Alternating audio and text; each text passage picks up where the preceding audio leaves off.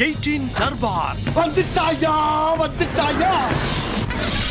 வணக்கம் மக்களே, இது நியூஸ் 18 தர்பார். நான் உங்க எழில்.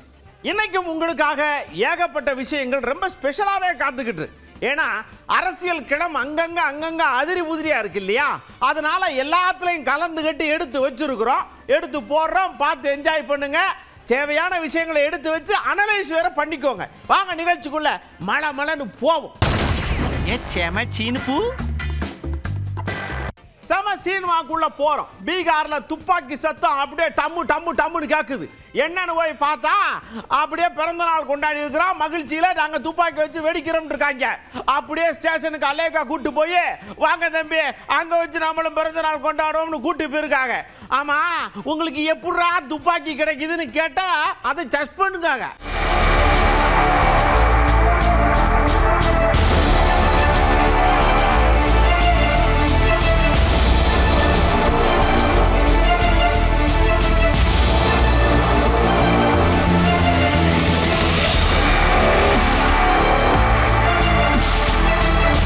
அடுத்து ராஜஸ்தான்ல ரெண்டு பசங்களை அப்படியே போலீஸ் கொத்தா தூக்கிட்டு போய் போலீஸ் ஸ்டேஷன்ல வச்சு உருன்னு உருவி இருக்காங்க.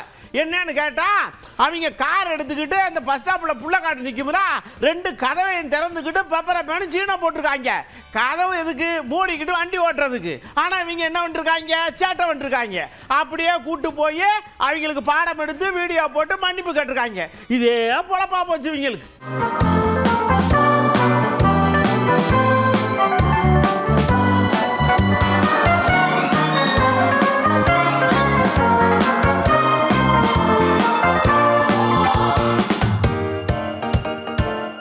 அப்படியே மத்திய பிரதேசத்துக்கு போறோம். அங்கேயும் ஒரு பையல போலீஸ் தூக்கிட்டு போயிட்டு விசாரிச்சு வச்சு நல்ல விளாவாரியா அவருக்கு ட்ரீட்மெண்ட் கொடுத்துருக்காங்க.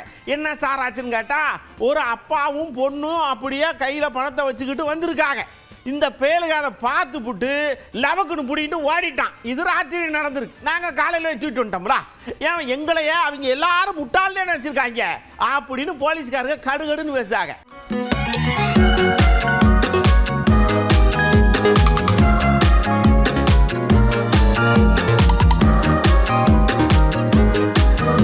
நாட்டில் எவ்வளவோ விஞ்ஞானம் முன்னேறிக்கிட்டு இருக்கு. ஏஐ தொழில்நுட்பங்கிறான், டீப் ஃபேக்குங்கிறான், அது இதுங்கிறான். ஆனா என்னதான் இருந்தாலும் இந்த போதை வஸ்துக்கு ஈடு ஆகாதுன்னு சொல்லி நாமக்கல் என்ன பண்ணிருக்காங்க, வீட்டுக்குள்ள நல்ல தொட்டியில கஞ்சா செடியை வளர்த்துருக்காங்க.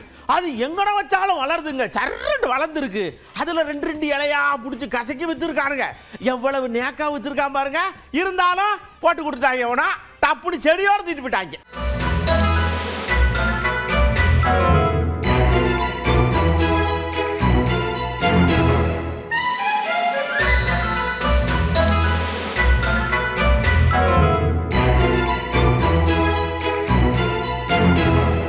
பாரதி பறை பண்பாட்டு மையம் என்னடா புதுசா இருக்குன்னு கேட்கலா?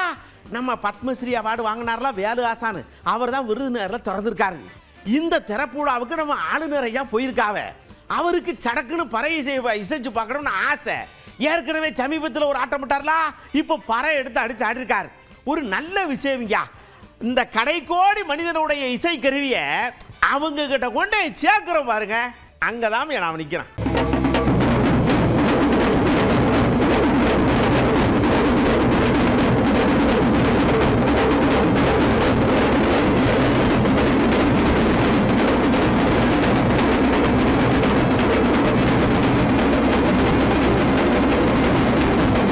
இப்போ பாருங்கன்னு ஒரு 30-40 அப்படியே லேடி கமாண்டா மேலே ஏறினாங்க. கையில் பூரா எந்திர துப்பாக்கி ஏக்க 47. சரி சுற்றுவாக ஒழுக்கணும் பார்த்தா இங்கே பாருங்க, செகண்ட்ல அப்படி கலட்டி அசம்பிள் பண்ணிடுவோம் அப்படின்னு சொல்லி மலன்னு கலட்டி சடன்னு மாட்டி விட்டாள்ல. ஏன் இது என்னடா, அம்மிக்கெல்லாம் தூக்கி குலவில ஓடுறதுக்கே நமக்கு அண்டா நேரம் ஆகுது. இப்படி மாட்டி விட்டாலே நம்ம வேப்பாலாம் இருக்கு.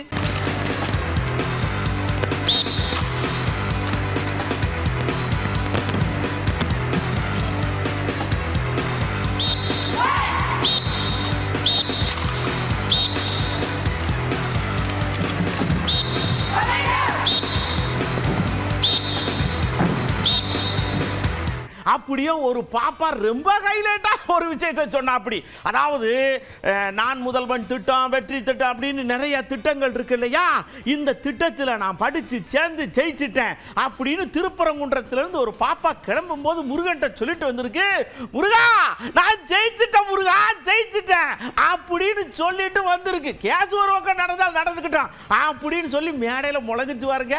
எல்லாரும் முகத்திலையும் சந்தோஷம். சென்னைக்கு முதல் முறையா வரேன். நானா தனியா வரேன், யாரும் இல்ல, அப்பாவோ தம்பியோ இல்ல என் கணவரோ யாரும் இல்ல, நான் தனியா வரேன்.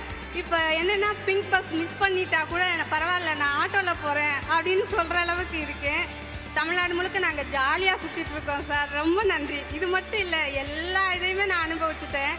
பிகாஸ் நான் வந்து டெலிவரி கொண்டு நான் வெளியில் போக மாட்டேன் அப்படிங்கிறனால இப்போ வந்து ஆரம்ப சுகாதார நிலையம் எல்லாம் பக்கத்துலேயே இருக்குது, ஏரியாக்குள்ளே இருக்குது. நானாக போனேன் அப்படிங்கும்போது அதையும் நான் யூஸ் பண்ணிக்கிட்டேன். டாக்டர்ஸ் எல்லாம் அவ்வளோ அழகாக கவனிச்சாங்க என்ன. எல்லாமே நான் தமிழ்நாடு ரெண்டு டெலிவரியுமே நான் தமிழ்நாடு அரசாங்கத்தில் தான். அவங்க வந்து என்னையவோ என் கணவரையோ விட அவங்க என்னை நல்லா கவனிச்சுக்கிட்டாங்க.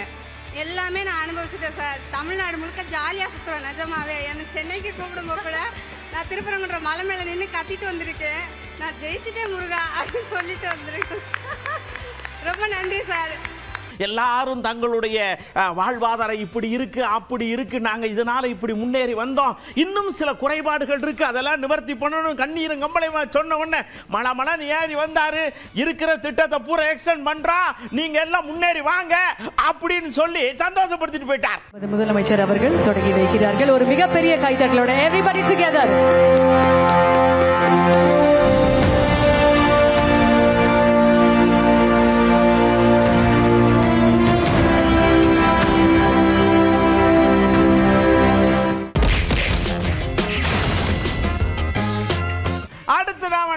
கவுண்டருக்குள்ள போறான். தைலாபுரத்து ஐயா இங்க வந்து பெருங்கிட்டுன்னு சென்னை வாசியில நடுங்க போறிய அப்படின்னு சொல்லி போராட்டத்துக்கு வந்தாண்டா நடுங்க வச்சு பார்த்துருக்காங்க. அதாவது இங்க போன எலெக்ஷன்ல 10.5 கொடுத்தாங்க, இடையில லவக்குன்னு பிடிக்கிட்டாங்க. நீங்களும் இப்ப 10.5 கொடுத்தீங்கன்னா வரலாற்றுல டக்கு டக்கு டக்குன்னு செதுக்கிறாங்க உங்க பேரை அப்படின்னு பிட்ட போட்டிருக்காங்க. தமிழக முதல்வர் அவர்களே, இடஒதுக்கீடு அதை பற்றிய புள்ளி விவரங்களை எல்லாம் நான் உங்களை நேரில் கோட்டையிலே சந்தித்து பேசும்பொழுது சொன்னேன். அது உங்களுக்கு ஞாபகம் இருக்கும். அதனாலே இந்த தேர்தல் வருவதற்கு முன்னாலே, இந்த ஆண்டு முடிவதற்கு முன்னாலே அந்த இடஒதுக்கீட்டை, சரியான இடஒதுக்கீட்டை இருக்கிற புள்ளி விவரங்களை வைத்து கொடுத்து விடுங்கள். உடனே இன்னொரு உத்தரவும் போடுங்கள், சாதிவாரி கணக்கெடுப்பு. அந்த சாதிவாரி கணக்கெடுப்பை நடத்தி அதன் அடிப்படையில் நாங்கள் இந்த இடஒதுக்கீட்டை திருத்துகிறோம் என்று பின்னாலே நீங்கள் வந்தாலும் இல்லை வேறு யார் வந்தாலும் முதலமைச்சராக வந்தாலும் அதை செய்யலாம். செய்யும்பொழுது அவர்களுக்கு பெருமை கிடைக்கும், பெருமை சேரும். அதனாலே தமிழக முதலமைச்சரை கேட்டுக்கொள்ளுகின்றேன், நீங்கள் சாதிவாரி கணக்கெடுப்பை நடத்துங்கள். இடஒதுக்கீட்டை இப்போது இருக்கிற புள்ளி விவரத்தை கொண்டு பகிர்ந்து கொடுங்கள், சரியாக பகிர்ந்து கொடுங்கள். அடுத்து ஐயா ஒரு விஷயத்தை ரொம்ப அழகா ஆணித்தரமா சொன்னார் வாருங்க. பச்சை மட்டையில தீ எறிஞ்ச மாதிரி இருந்துச்சு. என்னன்னா, பாமக எனக்கு தான் சொந்தம், அதை கஷ்டப்பட்டு உருவாக்குனவன் நான். ஆனா அங்கிட்டு நான் தான் தலைவன், நான் தான் ஆளுன்னு சொல்லி சுத்திக்கிட்டு இருக்காங்க. எனக்கு இங்க பாருங்க, இங்க சேர்ந்த கூட்டம் எல்லாம் இந்த ராமதாஸுக்காக சேர்ந்த கூட்டம், அதை மட்டும் மனசுல வச்சுக்கங்க அப்படின்னு சொல்லி யாருக்கோ எச்சரிக்கை விடுதாரு. புரியுதான்னு தெரியல. இங்க ஒரே ஒரு கட்சி தான் பாட்டாளி மக்கள் கட்சி. இங்க அது இது எதையோ சொல்லி ஏமாத்துவாங்க, ஆனால் மக்கள் ஏமாற மாட்டார்கள். இங்கே பார்த்தால், இந்த கூட்டத்தை பார்த்தாலே தெரியும், இதெல்லாம் தானாக வந்த கூட்டம், தானாக வந்த கூட்டம், துடிப்போடு வந்த கூட்டம். வெறித்தனத்தோடு வந்த கூட்டம். இடஒதுக்கீடு அடைந்தே தீர்வோம் என்ற எண்ணத்தோடு வந்த கூட்டம். அதனால இது இங்கே இருப்பவர்கள் யாரும், மேடையில் இருக்கின்றவர்கள், வந்திருக்கின்ற பாட்டாளி சொந்தங்கள், இங்கே நாங்கள் எல்லாம் வேஷதாரிகள் அல்ல. எங்களுக்கு வேஷம் போடவும் தெரியாது.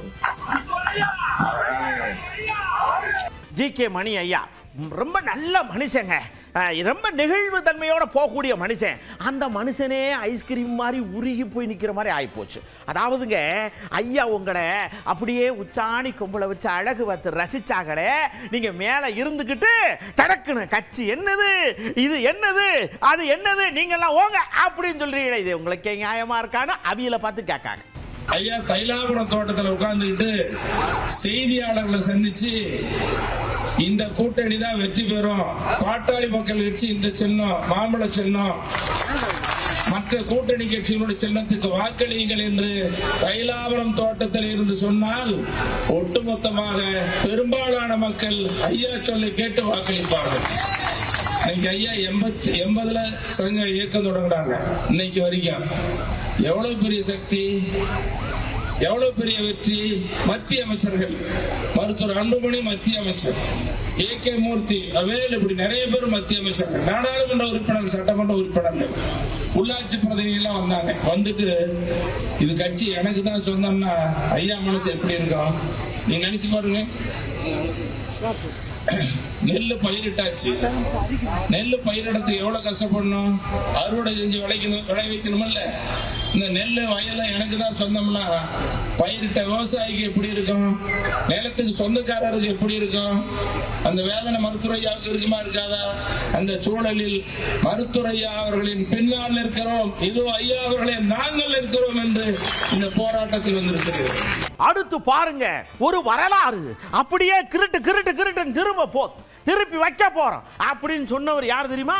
நம்ம செங்கோட்டை அண்ணாச்சி. புதுசா கட்சியில் போய் சேர்ந்தார்ல, அவரு தலைவரை கூட்டிட்டு வர போற, அப்படியே ஈரோட்டை ஸ்தம்பிக்க வைக்க போற, அப்படியே அந்த ஏரியா பூரா கவர் பண்ண போறேன்னு கவர் கொடுக்காம பேசுறார்.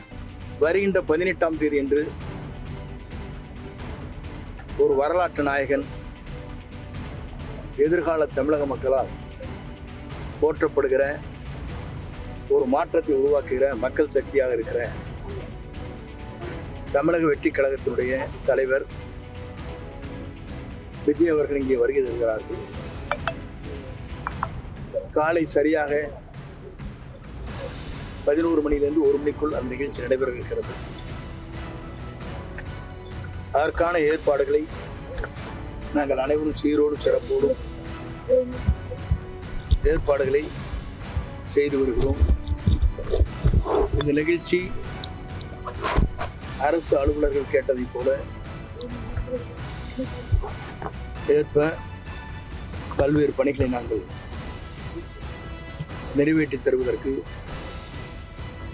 அந்த நடவடிக்கையின் காரணமாக என்னென்ன ஆலோசனையை சொல்லுகிறாரோ அந்த ஆலோசனையை ஏற்று பணிகளை நிறைவேற்றுவதற்கு நாங்கள் தயாராக இருக்கிறோம். இந்த நிகழ்ச்சி என்பது முதலில் தமிழகத்திலே பாண்டிச்சேரிக்கு பிறகு தமிழகம் வருகை தர இருக்கிறார்கள். இந்த நிகழ்ச்சி என்பது ஒரு வரலாறு உடைக்கின்ற நிகழ்ச்சியாக இது அமையும். அதாவதுங்க நீங்க வேணா இங்க வாங்க, ஏன்டா நாங்க முதலமைச்சரை பிக்ஸ் பண்ணி ரெடி பண்ணி வச்சாச்சு, இவர் தான் முதலமைச்சர், இவரை ஏத்துக்கிட்டா நீங்க வாங்க, இல்லைன்னா போங்க, எங்களாலாம் அங்கெல்லாம் வர முடியாது அப்படின்னு ஆணித்தரமா திட்டவட்டமா அடிச்சு புடிச்சு நொறுக்கி சொல்றார் அவர். நம்முடைய வெற்றி கழகத்துடைய மக்கள் நாயகன், மக்களால் எதிர்காலத்தை அருகில் அமர்த்த போகிற வெற்றி கழகத்துடைய தலைவர், அவர்தான் தமிழ்நாட்டின் முதலமைச்சர் என்பதை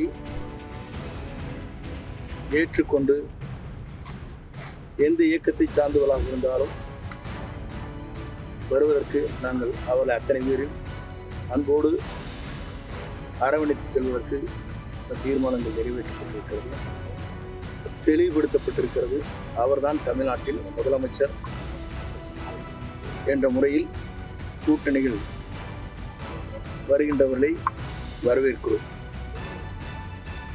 ஆனால் அதே நேரத்தில் யாரை கூட்டணியில் வைத்துக் கொள்ள வேண்டும் என்பதை தலைவர் அவர்கள் முடிவு செய்வார். அப்படியே ஜெயராமன் ஐயா பொள்ளாச்சிக்காரரு போகும்போது இந்த விஷயத்தை காதல போட்ட உடனே எத்தனை பேர் வேண்டுமானாலும் முதலமைச்சர் பதவிக்காக போட்டியிடலாம், நான் தான் முதலமைச்சர் என்று கூறிக்கொள்ளலாம், ஆனால் எங்கள் அண்ணன் அருமை அண்ணன் எடப்பாடியார் தான் 2026 முதலமைச்சர் சேரலாம் தொடச்சு வச்சிருக்கோம்.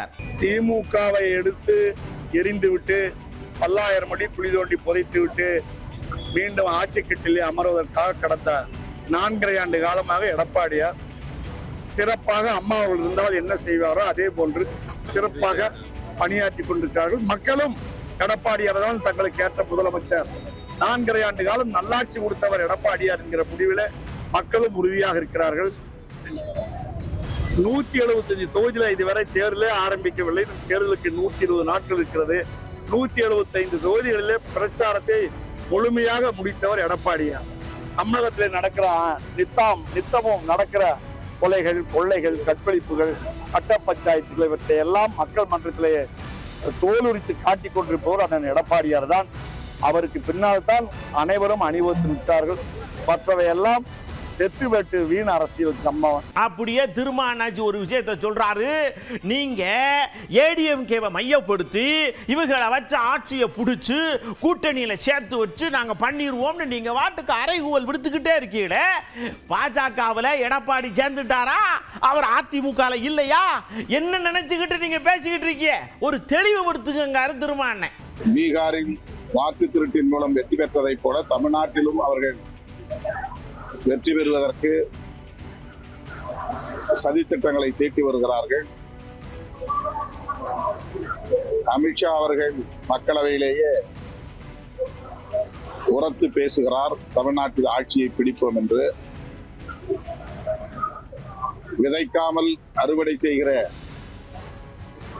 ஒரு முயற்சி அது. மக்கள் ஆதரவே இல்லாத மாநிலத்தில் ஆட்சியை பிடிப்போம் என்று அவர்கள் எந்த தைரியத்தில் பேசுகிறார்கள் என்று விளங்கவில்லை. ஆக வாக்கு திருட்டு என்பதை மட்டுமே மூலதனமாக வைத்து இந்த எஸ்ஐஆர் நடவடிக்கையின் மூலம் எதிர்ப்பு வாக்குகளை எல்லாம் பட்டியலில் இருந்து வெளியேற்றிவிட்டு அவர்கள் வெற்றி பெற முயற்சிக்கிறார்கள். இந்த முயற்சியை தடுத்து நிறுத்த வேண்டியது தமிழ்நாட்டின் ஒவ்வொரு வாக்காளரின் கடமையாகும், குடிமக்களின் கடமையாகும். விடுதலை சிறுத்தைகளின் சார்பில் அனைத்து தரப்பு பொதுமக்களுக்கும் விடுக்கிற வேண்டுகோள், பாஜக RSS செய்யும் சதி அரசியலை முறியடிக்க ஒருங்கிணைய வேண்டும்.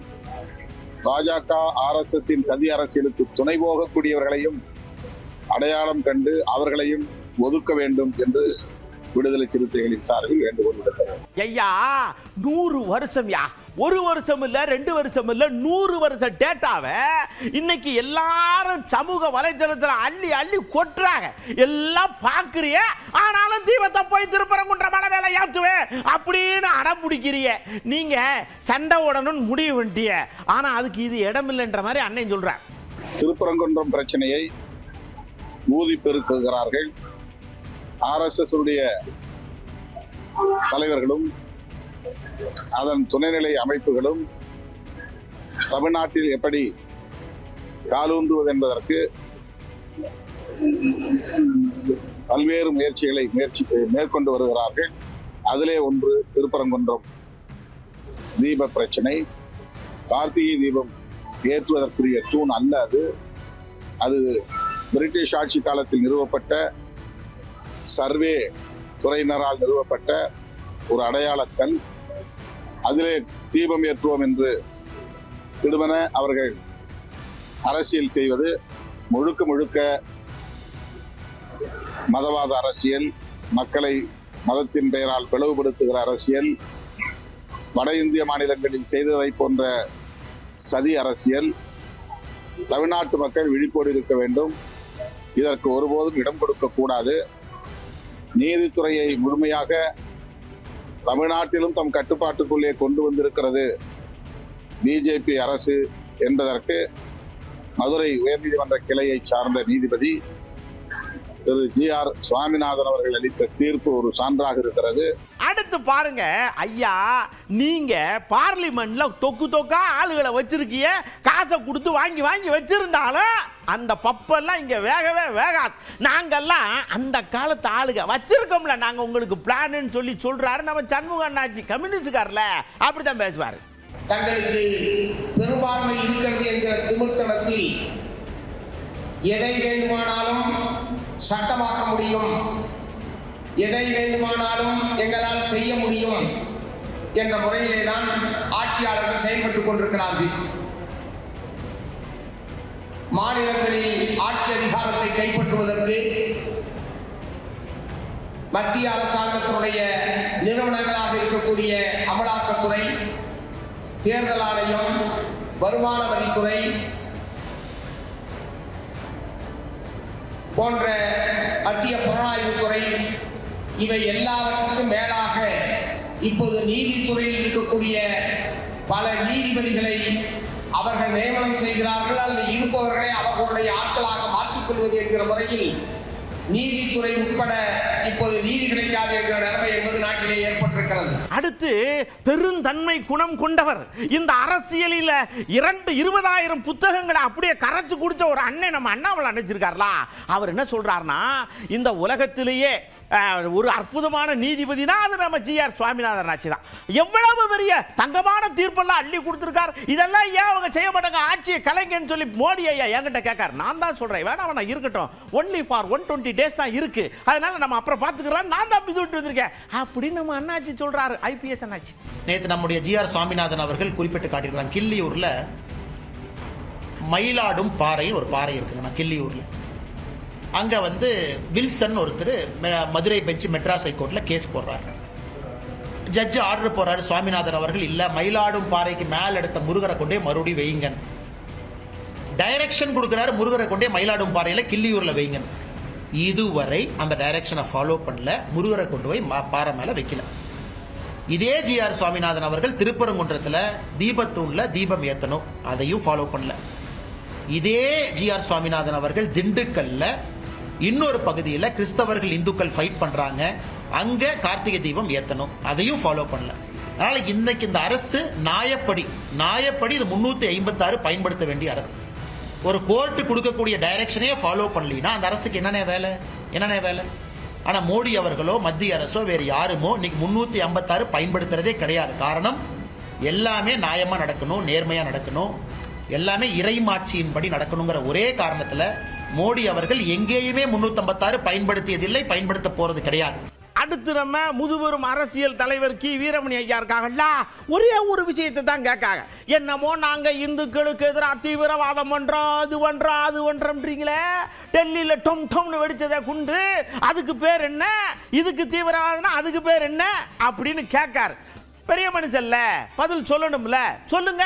பயிர்கள் பாதுகாக்கப்படுகிற முறையிலேயே களைகள் நீக்கப்பட வேண்டும், அதுதான் மிக முக்கியம். நீதித்துறையிலே களைகளும் களையப்பட வேண்டும்.